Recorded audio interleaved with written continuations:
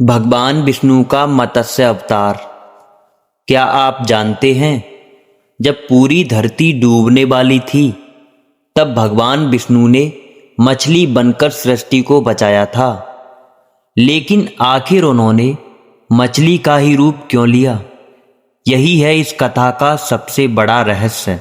बहुत समय पहले जब ब्रह्मा जी के एक दिन का अंत आने वाला था, तब सृष्टि के विनाश का समय करीब था।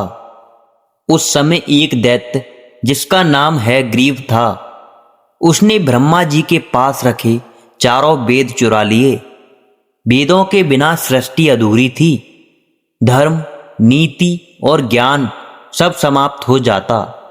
तभी भगवान विष्णु ने सृष्टि और वेदों की रक्षा के लिए मत्स्य अवतार लेने का निश्चय किया। धरती पर उस समय एक परम धर्मात्मा राजा थे, राजा सत्यव्रत, जो आगे चलकर वैवस्वत मनु कहलाए। एक दिन वे नदी में स्नान कर रहे थे, तभी उनके कर में एक छोटी सी मछली आ गई। मछली ने विनम्र स्वर में कहा, राजन, मुझे बचा लीजिए, बड़ी मछलियां मुझे खा जाएंगी।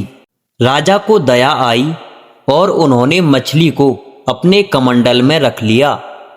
कुछ ही देर में मछली बड़ी होने लगी।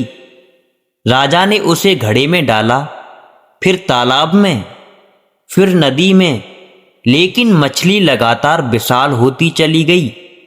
अंत में जब राजा ने उसे समुद्र में छोड़ना चाहा, तब मछली ने दिव्य स्वर में कहा, राजन, मैं स्वयं भगवान विष्णु हूं। 7 दिन बाद एक भीषण प्रलय आने वाला है। पूरा जगत जलमग्न हो जाएगा।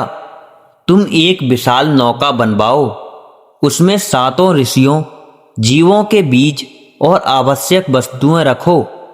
जब प्रलय आएगा, मैं फिर प्रकट होकर तुम्हारी नौका को सुरक्षित ले जाऊंगा।